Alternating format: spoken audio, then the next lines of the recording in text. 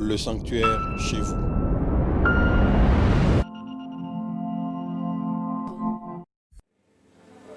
Gloire au Seigneur. Bonjour bien-aimés. Nous bénissons Dieu pour ce jour qu'il nous donne. Et nous bénissons Dieu pour ce temps que nous allons passer ensemble avec vous et avec lui et partager sa parole. Nous allons prier, Père, merci pour ce jour, merci pour ce temps que nous allons, Seigneur, écouter ta parole. Merci, Seigneur, pour ta provision dans nos vies qui ne cesse. Merci pour tes bontés, tes compassions. Merci, Seigneur, le Dieu qui nous guérit de toute maladie, c'est lui qui ôte la maladie du milieu de son peuple. Père, merci à toi qui prends soin de nous, le Dieu qui nous couvre de l'ombre de sa main puissante. Père, bénis ce temps que nous allons écouter ta parole. Bénis ta parole. Bénis, Seigneur, le frère et la sœur qui va écouter. Bénis, Seigneur, le frère et la sœur qui va prendre la résolution de croire et de mettre en pratique cette parole. Dans le nom puissant de Jésus-Christ. Amen. Frères et sœurs, je vais nous partager sur un verset que j'ai tiré du livre des Romains, chapitre 5, le verset 10. Romains, chapitre 5, verset 10. Voici ce qu'il est dit. Car si, lorsque nous étions ennemis, nous avons été réconciliés avec Dieu par la mort de son Fils. À plus forte raison, étant réconciliés, serons-nous sauvés par sa vie. Je vais reprendre la lecture. Romains chapitre 5, verset 10. Car si, lorsque nous étions ennemis, nous avons été réconciliés avec Dieu par la mort de son Fils. À plus forte raison, étant réconciliés, serons-nous sauvés par sa vie. Que le Seigneur bénisse sa parole. Au nom de Jésus. Frères et sœurs, ici c'est l'apôtre Paul qui s'adresse à l'église de Rome. Et il dit, car lorsque nous étions ennemis, ici Paul parle de l'homme, il parle de moi et de vous. Il dit, lorsque nous étions encore ennemis, nous avons été réconciliés avec Dieu par la mort de son Fils. À plus forte raison, étant réconciliés, serons-nous sauvés par sa vie. Il parle, bien aimé, il présente l'homme dans ce texte, dans ce verset, que l'homme était ennemi de Dieu, que l'homme était en inimitié avec Dieu, que l'homme menait une vie qui était contraire à la volonté de Dieu, que l'homme, bien aimé, vivait selon ses propres voies, qui étaient contraires aux voies de Dieu, que l'homme vivait selon ses propres pensées, qui étaient contraires aux pensées de Dieu. Et à cause de cela, à cause du péché de l'homme, bien aimé, l'homme était ennemi avec Dieu. L'homme ne pouvait pas parler à Dieu, l'homme ne pouvait pas écouter Dieu, l'homme ne pouvait pas toucher Dieu, l'homme ne pouvait pas s'approcher de Dieu. Et aussi, Dieu de son côté, il ne pouvait pas parler à l'homme, Dieu ne pouvait pas écouter l'homme, Dieu ne pouvait pas toucher l'homme, Dieu, bien aimé, était loin ou il vivait loin de l'homme. Pourquoi? Parce que l'homme a été ennemi de Dieu. Et la phrase suivante dans ce verset a dit que Christ nous a réconciliés avec Dieu par sa mort. C'est-à-dire, Jésus-Christ, lorsqu'il est mort, sa mort a fait que l'homme se réconcilie avec Dieu. Quand Jésus-Christ est mort, il a ramené l'homme à Dieu. Ce qui m'intéresse, bien aimé, dans cette phrase, c'est voir Jésus-Christ dans son état de mort, Jésus-Christ dans son état le plus faible de sa vie, où il se retrouve bien aimé mort. C'est pendant ce temps que son ministère réconcilie l'homme avec Dieu. À part sa mort, Jésus-Christ a réconcilié le Créateur avec sa créature. Il réconcilie le divin avec l'humain. Il ramène l'homme qui était pécheur avec son Dieu par sa mort. Jésus-Christ ramène l'homme qui était malade avec son guérisseur. Pendant ce temps, Jésus-Christ ramène l'homme qui vivait dans des troubles vers sa paix. Il ramène l'homme qui était en inimitié avec Dieu. Il le ramène vers Dieu pendant sa mort, bien aimé, le temps où Jésus-Christ était déclaré fini, où tout était fini pour lui, un temps bien aimé où le monde a témoigné, le monde a certifié le décès de Jésus-Christ. C'est pendant ce temps que Jésus-Christ arrive à réconcilier l'homme qui était ennemi avec Dieu. Mais ce qui m'intéresse dans ce verset, c'est voir Jésus-Christ, bien-aimé, accomplir un mystère, un grand mystère, un mystère qui a été attendu à des générations, un mystère qui a été proclamé dès la Genèse. Il a été proclamé dès le jour que Adam et Ève ont désobéi Dieu. Dès le jour qu'Adam et Ève se sont placés dans une position d'inimitié avec Dieu, le jour où ils se sont déclarés ennemis avec Dieu. Bien aimé, ce mystère de réconciliation a été annoncé de ce jour. Et voici des générations passées, le temps que les prophètes ont proclamé, le temps que les prophètes ont tant attendu, le temps que les prophètes ont tant, bien aimé, attendu pour voir, pour vivre, pour expérimenter.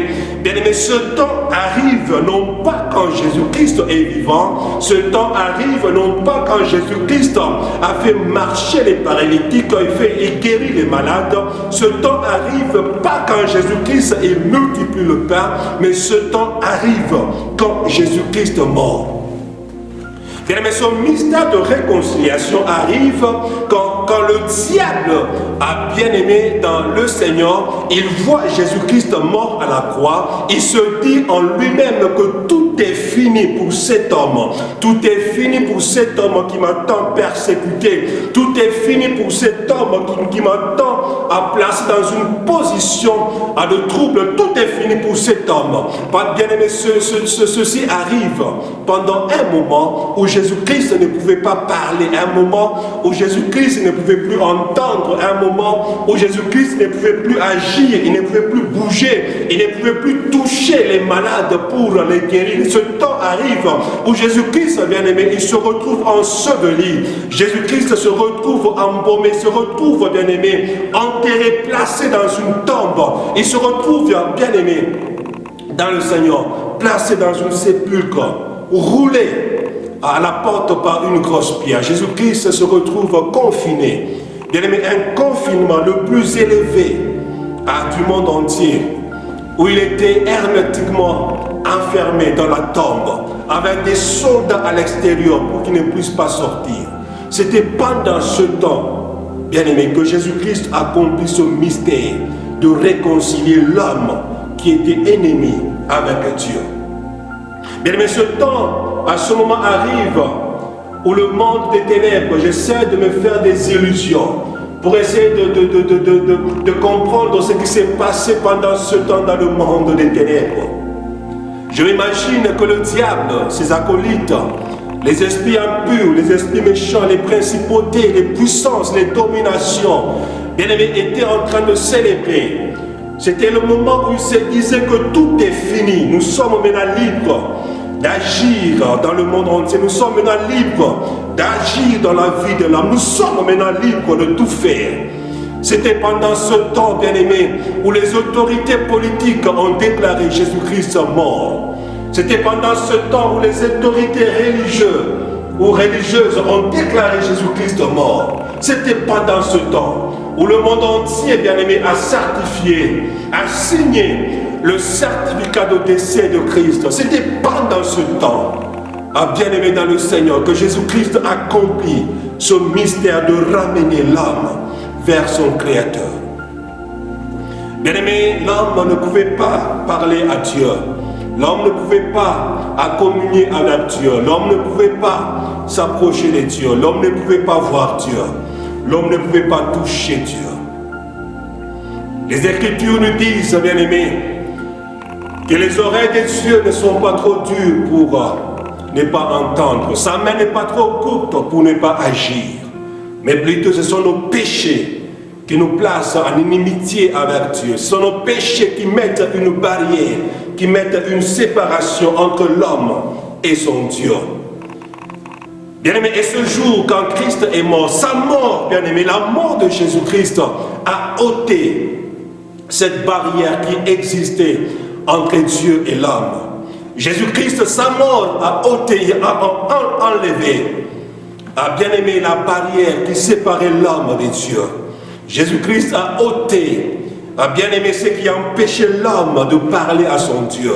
Jésus-Christ, par sa mort, il a ôté, a bien-aimé ce qui empêchait l'homme à toucher Dieu, ce qui empêchait l'homme à s'approcher de Dieu. Jésus-Christ, par sa mort, bien-aimé, il a accompli ce mystère. Il a ramené, à bien-aimé, l'homme vers son Dieu. Il a ramené, bien-aimé, l'humain vers le divin. Il a ramené, bien-aimé, la mort à la vie. Par sa mort, bien-aimé, Jésus-Christ a accompli ce mystère. Quand j'analyse, bien-aimé, je me dis peut-être le monde de ténèbres, ce jour que Christ a rendu l'âme à la croix, ils étaient en train de célébrer. Deux fois je me dis, le diable, peut-être il ne pouvait pas célébrer parce qu'il se disait, qu'est-ce qui va encore arriver après sa mort? Qu'est-ce qui va encore arriver après sa mort? Et ainsi, ils ont placé des soldats, à bien-aimé, sous la tombe de Jésus pour veiller, pour veiller, pour veiller. C'était pendant sa mort, bien-aimé, quand Christ a expiré à la croix, lorsqu'il a rendu l'âme à la croix, qu'il y a eu des grands signes à travers le monde entier. La Bible dit qu'il y eut ténèbres dans le monde entier, il y eut ténèbres sur toute la terre quand cet homme est mort. C'était pendant sa mort, bien-aimé, que les morts ont ressuscité. La Bible dit que ceux qui étaient morts sont sortis de leur tombeau. Ils ont commencé à marcher sur les villes, sur les cités à Jérusalem. Bien-aimé, la mort de Jésus-Christ a ôté le voile qui empêchait l'homme à entrer dans les lieux très saints où résidait Dieu,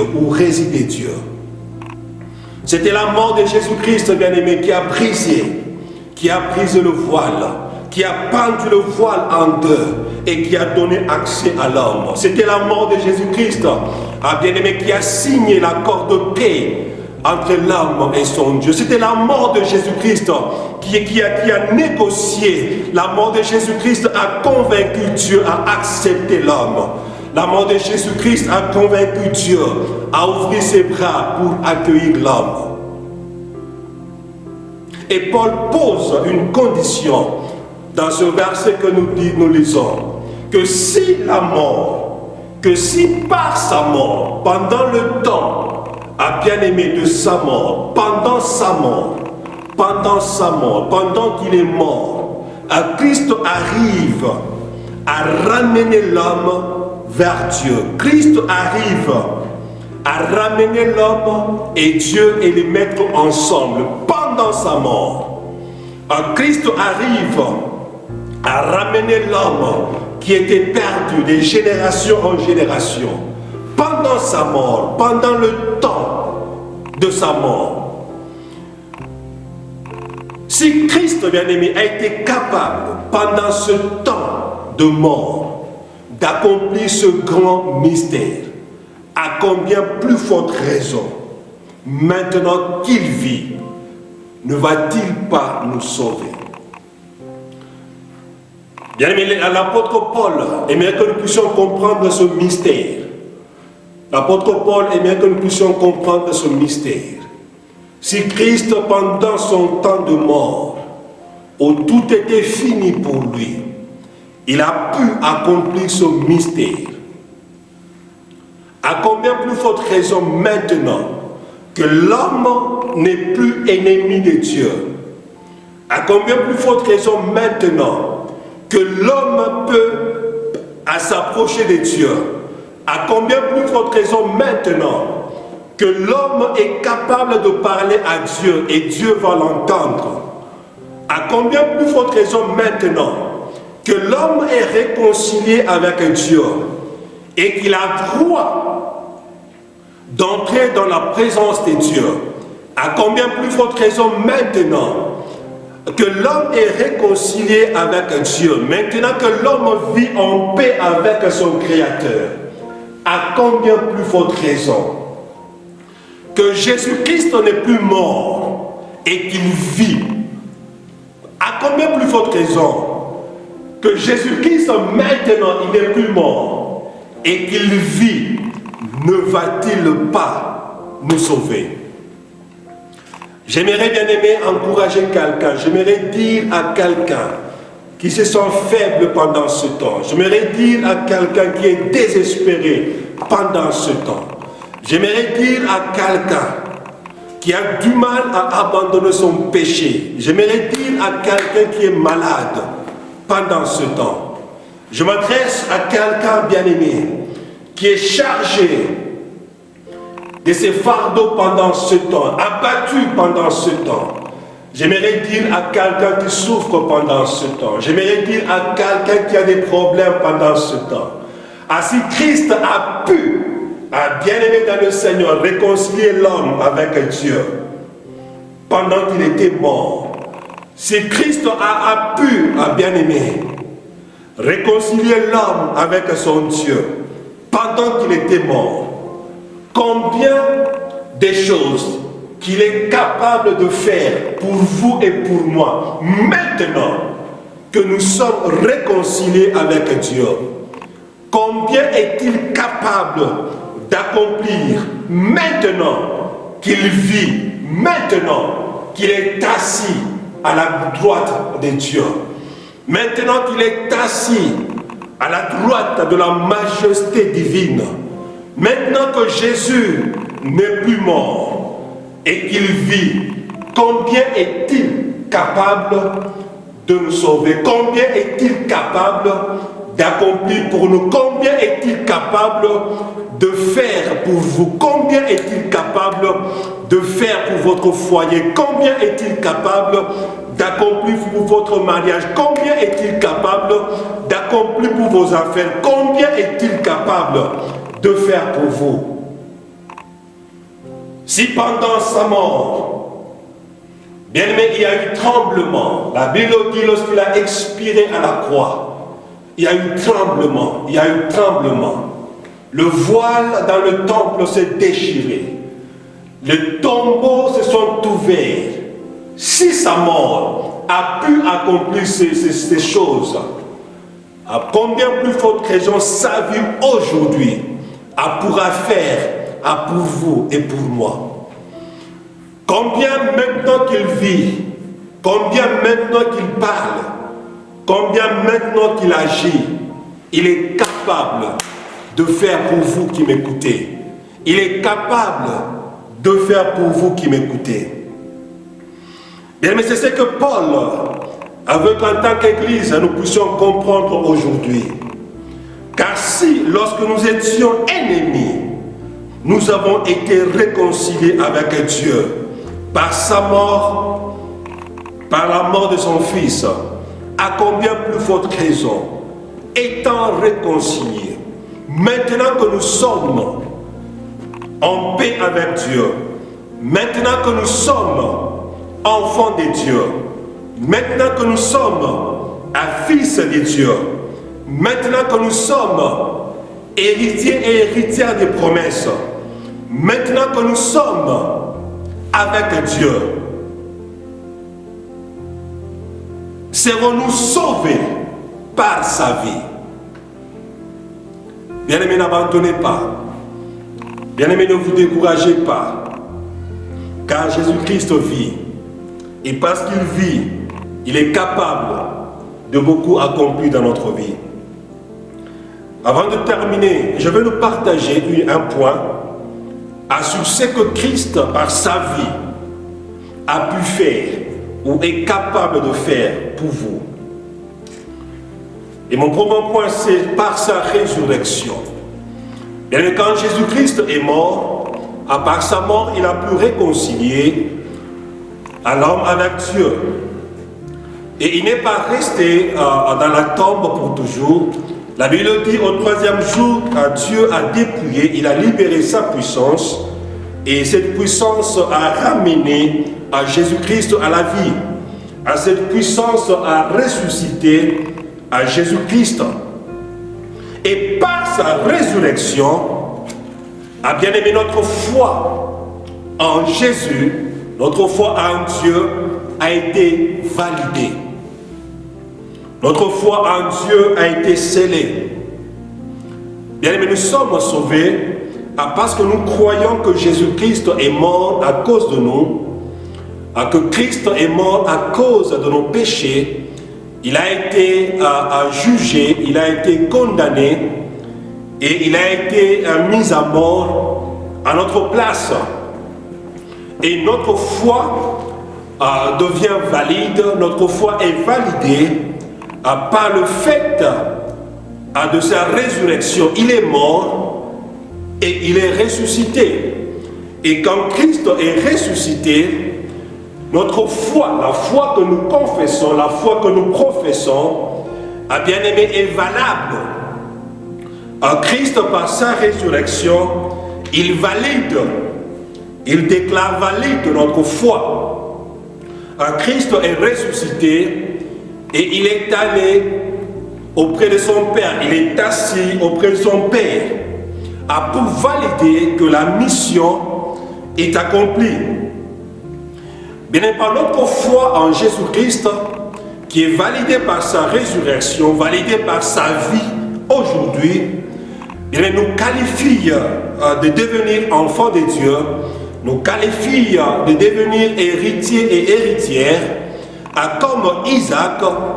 Notre foi en Jésus-Christ nous qualifie, bien aimé, aux promesses, nous qualifie à l'héritage que Dieu réserve ou a réservé aux saints.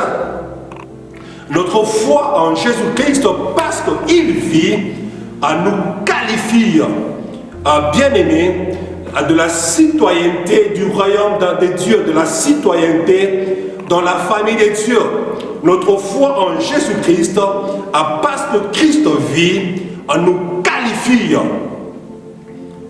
bien aimé dans le Seigneur, de vivre la parole de Dieu, de vivre l'évangile, d'expérimenter la puissance de l'évangile.